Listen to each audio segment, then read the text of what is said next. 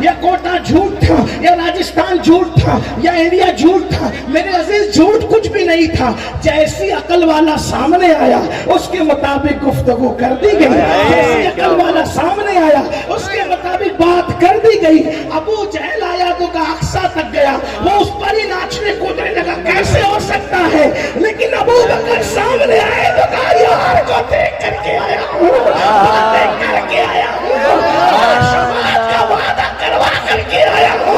50 کا تحفہ دے رہا تھا اس کو بار بار آتے جاتے 5 کا کروا کر کے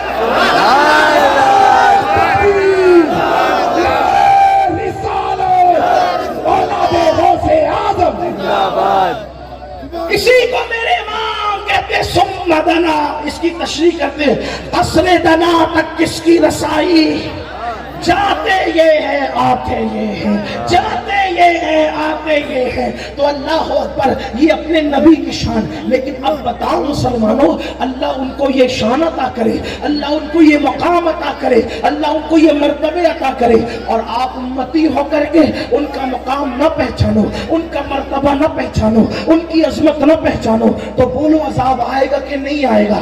آپ کو میں بتاؤں دنیا میں عذاب کیوں آتا ہے؟ آپ پوری دنیا کی تاریخ اٹھا کر پڑھ لیں، قوم نوح سے لے کر کے قوم عیسیٰ تک، یا آج تک کے حالات آپ تاریخ میں پڑھ لیں. ابن خلدون کو آپ پڑھ لیں، ابن جریر طبری کو آپ پڑھ لیں. اسی طریقے سے قرآن مقدس نے جو تاریخ بیان کی ہے اپنے اصول میں آپ قرآن کی تفسیر اٹھا کر پڑھ لیں. اللہ اکبر، ابن عباس سے لے کر علامہ احمد یار خان نعیمی تک آپ سب کو اٹھا کر کے پڑھیں، آپ کو پتہ چلے گا قوموں پہ عذاب کیوں آیا. میں آپ کی توجہ چاہیے، شرک کرنے پہ عذاب نہیں ہے.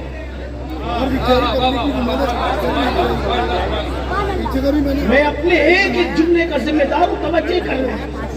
آپ اگر سمجھ سکتے سویت والوں تو سمجھو، شرک کرنے پہ اللہ کا عذاب کیوں؟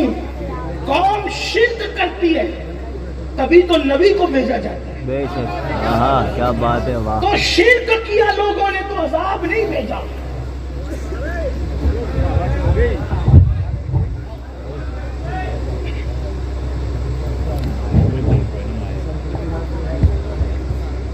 شرک کیا قوم نے تو عذاب نہیں بھیجا بلکہ نبی کو بھیجا. ٹھیک، غور کیجیے. قوم نے ناپ تول میں کمی کی، عذاب نہیں بھیجا، نبی کو بھیجا. قوم نے بدکاری کی، مرد نے مردوں کے ساتھ، عورتوں نے عورتوں کے ساتھ، عذاب نہیں بھیجا، نبی کو بھیجا. عذاب کب بھیجا؟ پوری تاریخ قرآن کی ہر سورت اٹھا کر دیکھو. اپنے قرآن کے طالب علموں سے میری توجہ، اللہ کی کتاب پڑھنے والوں سے میری توجہ. ہم نے سب کی کتابیں پڑھی، رب کی کتاب نہیں پڑھی.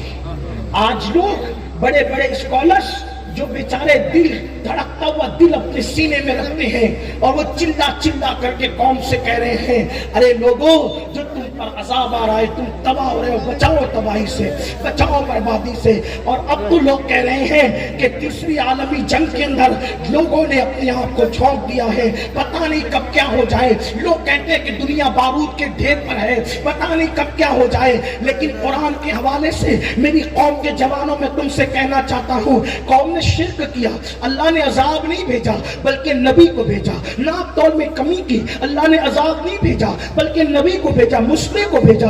پھر اللہ نے عذاب کب بھیجا؟ جب نبی کی توہین کی گئی، اس کے بعد اللہ نے اپنے عذاب کو بھیجا. جیسے مثال کے طور پر حضرت نوح علیہ السلام مشرکوں کو سمجھاتے رہے نا، کافروں کو سمجھاتے رہے نا. 1000 سال تک کی مہلت اللہ نے دی نوح علیہ السلام کے دور کے کافروں کو. انہوں نے شرک کیا، جب شرک کیا تو اللہ نے نوح پیغمبر کو بھیجا اور نوح علیہ السلام کی جب بے ادبی کی گئی، نوح علیہ السلام کو اتنا مارا کہ نوح علیہ السلام کو بے ہوش کر دیا. تو اس وقت نوح علیہ السلام تڑپے. جب نبی تڑپے تو اللہ نے ایک عالمی طوفان بھیجا، ایک طوفان بھیجا جس سے لوگ اس طوفان کے اندر غرق ہو گئے.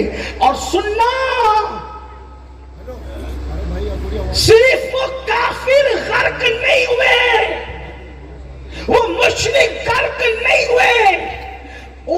مشرکوں کی گود میں چھوٹے چھوٹے جو بچے تھے ان بچوں کو بھی غرق کر دیا گیا. ابن جریر لکھتے ہیں ایک عورت کے سر پر اس نے اپنا بچہ بٹھا رکھا تھا. پہلے گود میں لیا, پھر کندھے پہ لیا, پھر سر پہ لیا. لیکن پھر یہ ہوا کہ جب سر پہ ماں نے بچہ بٹھایا تو ایک لہر, ایک موج اٹھی اور اس موج نے اس ماں کو بھی اور اس بچے کو بھی غرق کر دیا. اگرچہ اس کی سند پر ذوف کا حکم ہے, لیکن اللہ اکبر, میں صرف جو ہے اصلاح کی خاطر پیش کر رہا ہوں. آخر اس بچے کا قصور کیا تھا؟ وہ ماں کے سر پہ تھا, وہ کیوں ڈوب گیا؟ وہ دودھ پیتا بچہ کیوں ڈوب گیا؟ تو یاد رکھنا, بچہ قصوروار نہیں تھا, بچہ بے قصور تھا.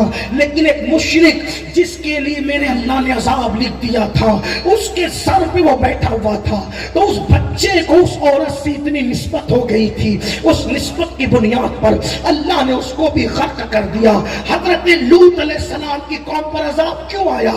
انہوں نے لوط علیہ السلام کی شان میں گستاخی کی, توہین کی کہ تو بڑا شریف بنتا ہے لوط, ہم تجھے بستی سے باہر نکال دیں گے. جب نبی کی توہین کی گئی تو اس وقت اللہ نے لوط علیہ السلام کی ان کے گناہ کی سزا پر پردے ڈالے جائے, سزا مؤخر کی جا رہی تھی. لیکن جب قوم نبی کی گستاخ ہوئی تو اللہ نے پتھر برسائے, گناہوں پر ہی برسائے, مگر توہین نبی کے بعد. پھر اس کے بعد دیکھیں حضرت صالح علیہ السلام کی بے ادبی کی, ان کی اونٹنی کی بے ادبی کی, اللہ نے ان پہ عذاب نازل کیا. اسی طریقے سے دیکھتے جائیں, حضرت یوسف علیہ السلام کو بھائیوں نے کنویں میں ڈالا, اللہ نے ان پر قحط مسلط کر دیا. وہ قحط میں پریشان ہو گئے, بعد میں حالانکہ انہوں نے معافی مانگی. اسی طریقے سے حضرت یونس علیہ السلام کی قوم, اب توجہ کرنا, قوم یونس پہ عذاب نہیں آیا, حالانکہ وہ بھی مشرک تھی. ہے توجہ؟ یہی ہے قرآن کا اسلوب. یونس علیہ السلام کی قوم پر عذاب نہیں آیا, مشرک تھے, نبی کے بے ادب نہیں تھے. اٹھا کے دیکھ لو, سورہ یونس پڑھ لو. بلکہ نبی ان کو چھوڑ کے چلے گئے غصے میں, تو اس نبی کو مچھلی کے پیٹ میں رکھ دیا گیا. قوم کو ایمان کی دولت دے دی گئی کیونکہ بے ادب نہیں تھی نبی کی, توہین کرنے والی نہیں تھی نبی کی. اللہ اکبر, جب جب نبی کی توہین کی عذاب آیا. آج مسلمانوں, اگر ہم پر کورونا کی شکل میں عذاب ہے, مندی کی شکل میں عذاب ہے, دلوں کے بے قراری کی شکل میں عذاب ہے, بیٹیاں 30-35 سال کی عمر میں گھروں میں بیٹھی ہوئی عذاب ہے, تو کہیں ہمارے وجود سے کہیں نبی کی بے ادبی تو نہیں ہو رہی ہے کسی پیرائی میں؟ ہم نبی کی بے حرمتی تو نہیں کر رہے؟ نبی کی ناقدری کرنے کے 2 طریقے. نمبر 1, وہ جو کہیں نہ مانو, نبی کا دل دکھے, اس سے بے حرمتی ہوتی ہے نبی کی. حالانکہ اس پر کوئی گستاخی کا حکم نہیں ہے, کیونکہ کرنے والا کبھی سامت اعمال کی بنیاد پہ کرتا ہے, اس کا شعور بھی نہیں جاتا, تو وہ بندہ بہرحال مصیبت میں پھنستا ہے, مگر حکم اس پر کچھ نہیں ہوتا, کیونکہ اس کا شعور بھی اس طرف نہیں جاتا, لاشعوری طور پہ اس کا وہ دل دکھا رہا ہوتا ہے. تو شاید اسی میں ہم لوگ آ رہے کہیں. اللہ کے رسول نے فرمایا, نماز میں میری آنکھوں کی ٹھنڈک. ہم کیا کر رہے ہیں؟ بولو عشق مصطفیٰ کا دعویٰ کرنے والوں, جلوس میلاد النبی پر لاکھوں روپے خرچ کرنے والوں, میں منع نہیں کرتا, لیکن آپ جلوس پر جھنڈیوں کے نام پہ لاکھوں خرچ کر دیتے ہو. 10 منٹ کا وقت نبی کی آنکھوں کو ٹھنڈک پہنچانے کے لیے کیوں نہیں نکالتے؟ سبحان اللہ, سبحان اللہ. پیر تحفہ دے, پیر تو اس کو چھپا چھپا کے رکھ دو. میرے پیر نے تحفہ دیا, میرے استاد نے تحفہ دیا, میرے باپ نے تحفہ دیا. آپ سے پوچھتا ہوں, سب کے تحفے کی قدر کرنے والوں, یہ معراج کا تحفہ کس نے دیا؟ یہ میرے اللہ نے دیا. ارے نادان, مخلوق کے تحفے کی اتنی قدر ہے, اللہ کے تحفے کی تیرے پاس کیا قدر ہے کہ تو گیم کھیلتے ہوئے وہ تحفے کو ضائع کر رہا ہے, فلم دیکھتے ہوئے اس تحفے کو ضائع کر رہا ہے. اور سن لو, جب تک مسلمان مسجدوں سے دور رہے گا, اللہ کی عبادت سے دور رہے گا, اس قوم کو کبھی سکون نہیں مل سکتا, اس قوم کو کہیں پناہ نہیں مل سکتی. رات کے 3-3, 4-4 بجے تک فلمیں دیکھ کر جاگتے رہے, سنیما دیکھ کر جاگتے رہے, سیریل دیکھ کر جاگتے رہے, اور فجر کی نمازوں میں سوتے پڑے رہے, اور پھر کہے مولانا میرا کاروبار اجڑ گیا. سن لو, جب اذان ہوتی ہے تو روئے زمین کی ساری دولت سمیٹ کر مسجد میں لائی جاتی ہے. جو مسجدوں میں آتے ہیں اللہ ان کو برکت بھی دیتا ہے اور ان کو روزی بھی دیتا ہے, اور جو مسجدوں میں نہیں آتے انہیں روزی تو ملتی ہے مگر برکت نہیں ملتی. اور اچھی طرح یاد رکھنا, اللہ کا گھر چھوڑ کر نہ کسی کہیں پناہ ملی ہے کسی کو, نہ آپ کو مجھے پناہ مل سکتی ہے. اس لیے آپ یوٹیوب کے لیے اتنا وقت نکال رہے ہیں, فیس بک کے لیے اتنا وقت نکال رہے ہیں, آپ دوسرے کاموں کے لیے وقت نکال رہے ہیں. میرے عزیز, آپ دوستوں کے پاس جاتے ہو تو درود شریف, نعرہ تکبیر, درود شریف, نعرہ رسالت. یہ نعرہ لگانے کے موقع درود شریف پڑھیں. اللهم صل على سيدنا مولانا محمد وعلى آل سيدنا مولانا. اللهم صل على سيدنا مولانا سیدنا و مولانا محمد معدن الجود والکرم وآلہ وصحبہ. درود شریف سب مل کے پڑھے تو کتنے ہزاروں درود حضور پر پہنچیں گے. محمد صلی اللہ علیہ وسلم, نحن عباد محمد صلی اللہ علیہ وسلم وعلى صحبہ وآلہ مدد تمور وکرمہ. تو یاد رکھو, ایک دوست, اس دوست کے پاس جا کر ہم گھنٹوں بیٹھتے ہیں, لیکن وہ دوست آپ کا کتنا با وفا ہے. نمبر 1, دنیا میں پہلے تو اہل وفا ملتے نہیں, مشکل ہے, اور اگر کوئی با وفا مل جائے تو وہ دوست تو آئے گا کہاں تک.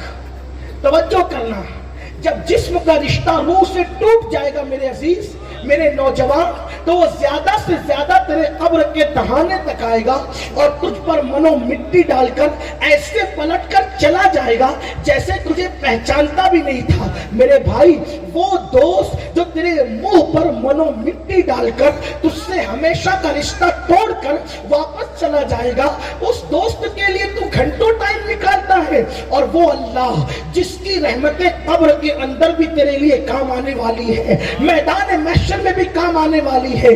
ماں کے پیٹ میں جہاں نہ روشنی جا سکتی تھی, نہ ہوا جا سکتی تھی, نہ پانی پہنچ سکتا تھا, نہ باپ کا ہاتھ پہنچ سکتا تھا, نہ ماں کا ہاتھ پہنچ سکتا تھا. مجھے بتاؤ وہاں پر ہمیں کھلایا کس نے؟ وہ رسا کے مطلق خدا وحدہ لا شریک نے کھلایا. اس کے ساتھ اتنی جفاکاریاں, اتنی بے وفائیاں کہ سب کے لیے وقت ہے, رب کے لیے وقت نہیں. اور کچھ تو اتنے دیدہ دلیر ہو گئے, کہا مولانا ہم نماز پڑھے نہ پڑھے رسول اللہ ہمیں جنت میں لے جائیں گے. سن لو, نماز کو چھوڑ کر کے اپنے آپ کو فریب دینے والوں, اپنے آپ کو مکر میں مبتلا کرنے والوں, اچھی طرح یاد رکھنا, میرا ایمان ہے میرے نبی مالک جنت ہے, میرے نبی مالک کوثر ہے, وہ جس کو جو چاہے دے سکتے ہیں, جہاں پانی عطا کر دے, بڑی جنت ہبا کر دے. نبی مختار کل ہے, جس کو جو چاہے عطا کر دے. جس کو جو چاہے عطا کر سکتے ہیں, جس کو جو چاہے عطا کر سکتے ہیں. مگر سن لو, اپنے آپ کو فریب نہ دینا. فجر کی نماز میں سوتے پڑے رہنے والوں, ظہر کی نماز میں کاروبار میں مصروف رہ کر مسجدوں کو ویران کرنے والوں, عصر کی نماز میں بال بچوں کے ساتھ ٹائم پاس کر کے خدا کے سجدوں سے دوری اختیار کرنے والوں, مغرب اور عشاء میں دوستوں کے ساتھ اولا پیر میں لاہو لعب کے اندر اپنا وقت برباد کرنے والوں, جس نبی کے بارے میں کہہ رہے ہو نا کہ وہ ہمیں جنت میں لے جائیں گے, وہی رسول اللہ فرماتے ہیں جس نے جان بوجھ کر نماز چھوڑ دی میں محمد اس سے بیزار ہوں. قیامت کے دن اس کے ساتھ میرا کوئی وعدہ نہیں ہے. میں آپ سے پوچھنا چاہتا ہوں، نماز کو چھوڑو گے تو نہ رسول اللہ کے دامن میں پناہ ملے گی، نہ خدا کے دامن رحمت میں پناہ ملے گی. میرے آقا نے صحابہ سے کہا، سیدنا ابو ہریرہ سے کہا، اے ابو ہریرہ اگر ہو سکے تو کسی بے نمازی کی صحبت میں مت بیٹھنا، کیونکہ بے نمازی جہاں ہوتا ہے اس پر آسمان سے لعنت برس رہی ہوتی ہے.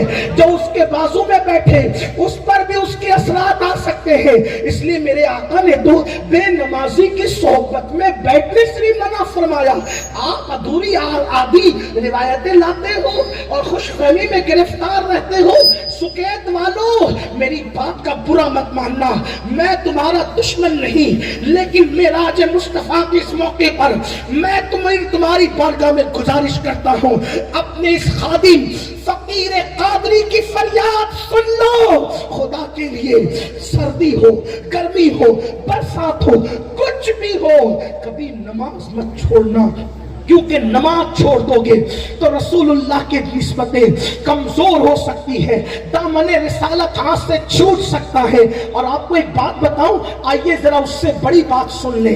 میرے آقا نے ایک دن صحابہ سے فرمایا، اگر میری مائیں اور بہنیں یہاں موجود ہیں تو میں ان کی بھی توجہ چاہتا ہوں. خواتین اسلام، عورتوں کا حال کیا ہے؟ ان کو زیورات سے پیار ہے، انہیں کپڑوں سے پیار ہے، ان کو شادیوں میں شرکت سے پیار ہے، ان کو ولیموں میں شرکت سے پیار ہے.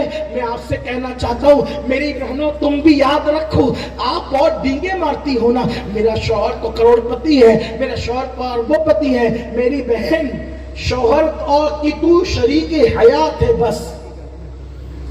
ہاں بہت قصے گڑے آپ نے لیلا مجنوں کے، شیرین فرحات کے. میں نے بھی ممتاز اور شاہ جہاں کو تقریروں میں خوب بیان کیا، کرتا بھی ہوں، آگے بھی کروں گا.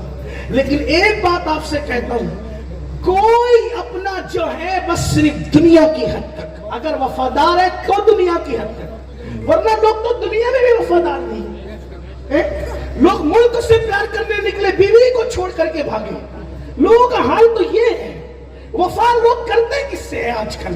سب سے مہنگی چیز دنیا میں اور مشکل چیز ہے وفا. وفا، اور اگر وفا مل بھی جائے تو صرف جیتے جی. آج میری بہن شوہر کی دولت پہ اترا رہی، نئے کپڑوں پہ اترا رہی، زیورات پہ اترا رہی. میری بہن، جس دن تیری روح کا رشتہ تیرے جسم سے ٹوٹ جائے گا، تیرا شوہر بھی تیرا نہیں رہ جائے گا، اور تو بھی اپنے شوہر کی نہیں رہ جائے گی. یہ دنیا ہے. اس لیے کب تک روٹیاں بیل بیل کر کے نماز کا وقت ضائع کرو گی؟ شوہر کے لیے کھانا بناتی ہو، بچوں کے لیے بناتی ہو، ساس سسر کے لیے بناتی ہو، بہت اچھا ہے. جو عورتیں گھر کا کام کاج خوشی خوشی کرے، اللہ ان عورتوں کو جہاد میں شرکت کرنے کا ثواب عطا کرتا ہے. ایک صحابی آگے کہتے ہیں، یا رسول اللہ، مرد تو جہاد کرتے ہیں، ہم گھر میں بیٹھی رہتی، ہمارے لیے جہاد نہیں. آقا فرماتے ہیں گھر کا کام کاج کیا کر، اللہ اسی میں تجھے جہاد کا ثواب عطا فرمائے. عورتوں کو اس میں ثواب ہے. لیکن میری بہن، جب نماز کا وقت آئے تو روٹیاں چھوڑ، کچن چھوڑ، اور تو اللہ کی عبادت میں لگ جا. ولیمے میں اگر تو میک اپ کر کے گئی ہے تو وضو کر. یہ مت سوچنا میں نے وضو کیا تو میک اپ دھل جائے گا. میری بہن، اگر اسی وقت تجھے موت آئی تو اس میک اپ کی اوقات کیا ہے، اس سگار کی حیثیت کیا ہے؟ اس لیے میک اپ دھلتا ہے، دھلتا رہے، کبھی نماز نہیں چھوٹے. کوئی بیوٹی جلتی ہے، جلتی رہے، نماز نہیں چھوٹے. اگر کسی کے کھانے میں تاخیر ہوتی ہے، ہوتی رہے، سب کو مؤخر کر دو، پہلے اللہ کی عبادت کرو. اب سنو، جو نماز نہیں پڑھتے ان کا کیا حال ہے؟ میرے آقا نے اپنے صحابہ سے کہا، اے میرے صحابہ، جب تم دعا کرو تو یوں دعا کیا کرو کہ اے اللہ، ہمیں محروم مت کر اور ہمیں بدبخت مت کر. کیا مت کر؟ محروم مت کر اور ہمیں بدبخت مت کر.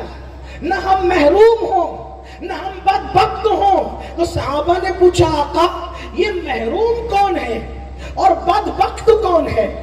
آپ کہتے ہیں نا، یار وہ کماتا ہے تو برکت نہیں ہوتی، بدبخت ہے. لوگ کہتے ہیں ایسا.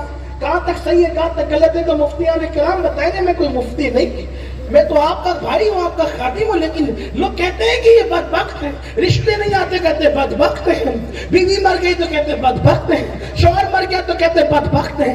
لیکن حضور کے نزدیک بدبخت کون ہے؟ بدبخت حضور کس کو کہتے ہیں؟ آقا نے فرمایا میرے صحابہ دعا کرو اللہ تمہیں محرومی سے اور بدبختی سے بچائے. تو صحابہ نے پوچھا یا رسول اللہ محروم کون ہے, بدبخت کون ہے؟ تو میرے آقا نے فرمایا جو نماز چھوڑ دے وہ محروم بھی ہے اور وہ بدبخت بھی ہے. ہم کہاں ہیں؟ اپنے بچوں کا مستقبل درست کرنا ہے, انہیں نمازی بناؤ. اپنی بچیوں کا مستقبل بہتر کرنا ہے, انہیں نمازی بناؤ. عہد کرو کہ کیسے بھی حالات ہوں نماز نہیں چھوٹے گی. نماز میرے آقا کی آنکھوں کی ٹھنڈک ہے. تو میں نے کیا بات عرض کی تھی کہ بے ادبی کے دو طرح کے پہلو نکلتے. نمبر ایک کہ نبی کی بات کو نہ ماننا, یہ بھی ایک بے ادبی کا پہلو نکالتا ہے, اور اس کی تشریح میں نے تھوڑی سی عرض کر دی. ٹھیک. دوسرا پہلو کیا ہے کہ نبی کی شان میں ایسے کلمات کہنا جو نبی کے شایان شان نہ ہو.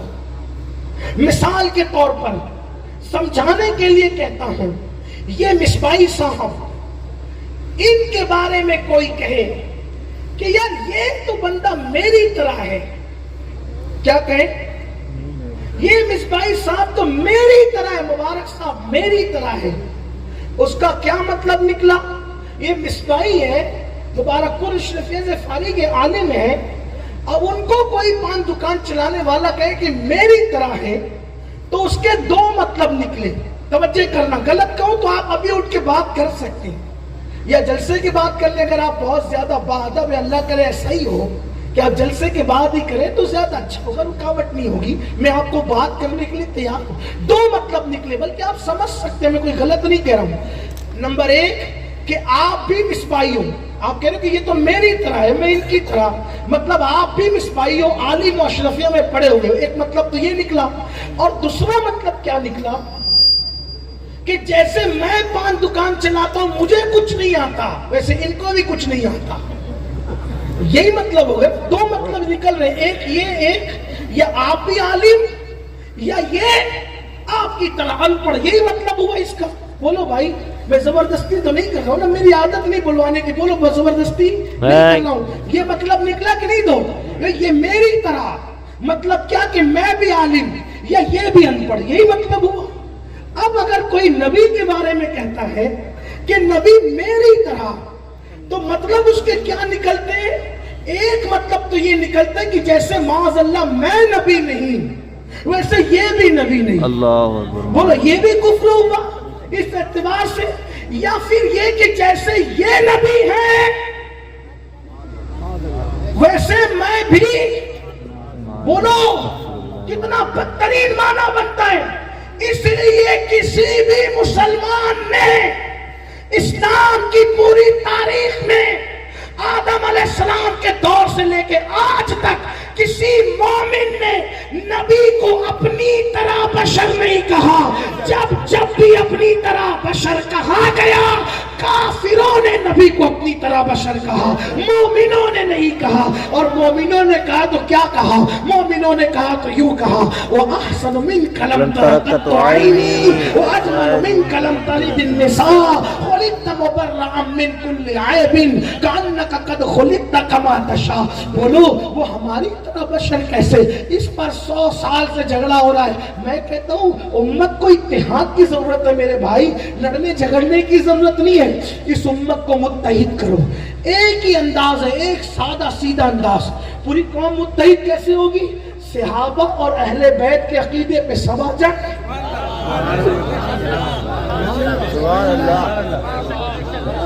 ابو بکر نے جو کہا صدیق اکبر نے وہی سب کہو.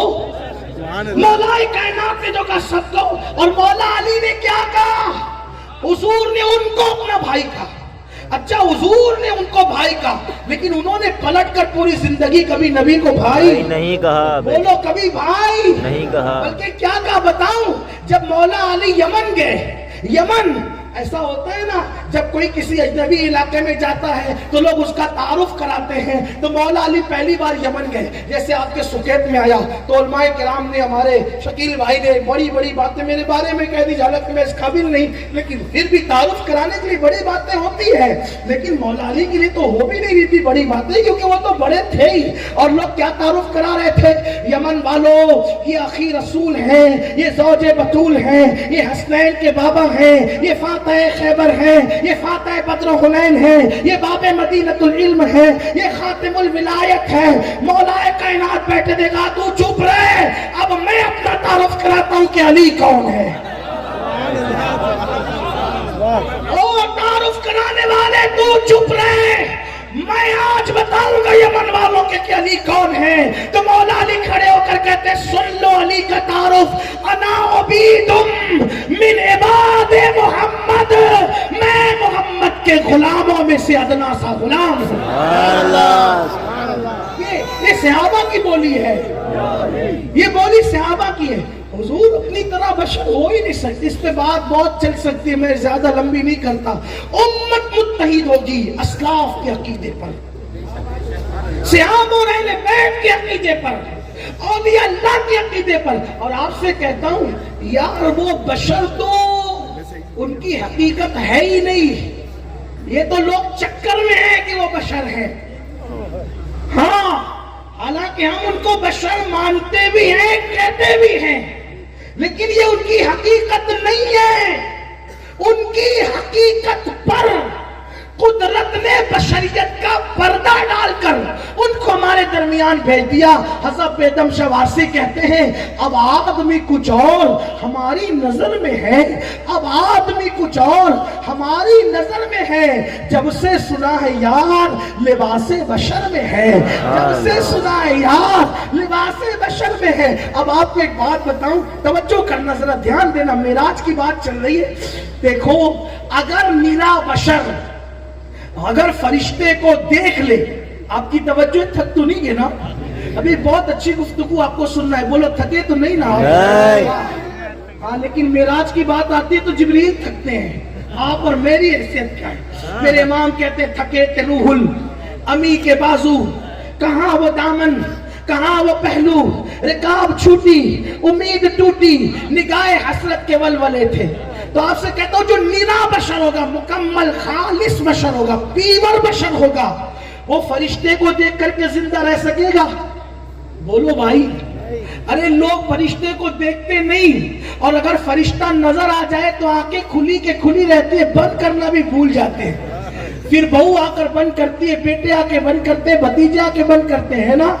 وہاں فرشتے کو ایک بار دیکھا تو آنکھیں بند کرنا بھول گئے۔ اور یہ کیسا بشر ہے کہ جو خدا کو دیکھ رہا ہے اور آنکھیں بھی جھپکتی نہیں، مَا زَاغَ الْبَصَرُ وَمَا طَغَىٰ، آنکھیں بھی ٹیڑھی نہیں ہوتی، پلک بھی جھپکتی نہیں، ٹک ٹکی باندھ کر جیسا کہ دیکھنے کی شان تھی ویسے میرے نبی خدا کا دیدار کرتے رہے، دیدار کرتے رہے خدا کا، کیونکہ وہ لباس بشر میں آئے تھے۔ اور اللہ نے ان سے کیا کہا، ایک مزے کی بات کر دوں آپ کے سامنے، وہاں بہت سی باتیں ہوئی، قرآن کہتے ہیں فَأَوْحَىٰ إِلَىٰ عَبْدِهِ مَا أَوْحَىٰ، اللہ نے جو وحی کرنی تھی اپنے بندے کو کی۔ اب اللہ نے جو باتیں کرنی تھی کی، وہ جو بہت سی باتیں ہوئی کسی کو نہیں پتا، کچھ پتا چل گئی، تو ان میں سے ایک بتاتا ہوں آپ کو۔ چلیے اگر وقت رہا تو دو بتا دوں گا وہاں کی باتوں میں سے، ہم اپنی مرضی سے نہیں لائے، کتابوں میں لکھا، اپنا کوئی بہت بڑا کارنامہ نہیں۔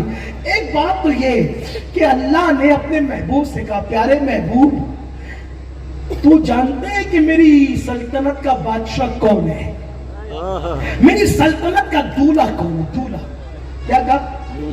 اے پیارے محبوب تجھے پتہ ہے میری سلطنت کا دولہ کون ہے؟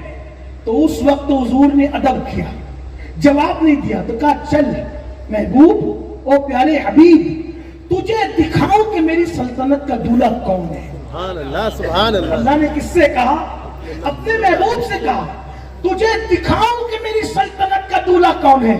حضور فرماتے ہیں ایک پردہ تھا حجاب کا ہٹایا گیا، اور جب حجاب ہٹا تو وہاں کوئی اور نہیں تھا، وہاں میری تصویر موجود تھی، اور یہ دیکھ میری سلطنت کا دولہا یہ ہے۔ اسی کو مفتی اعظم کہتے ہیں خدا کی سلطنت کا دو جہاں میں کون دولہا ہے، تم ہی تم ہو، تم ہی تم ہو۔ یہاں نعرہ تکبیر، نعرہ رسالت، امیر اہل سنت، امیر اہل سنت، بستی بستی کریا کریا،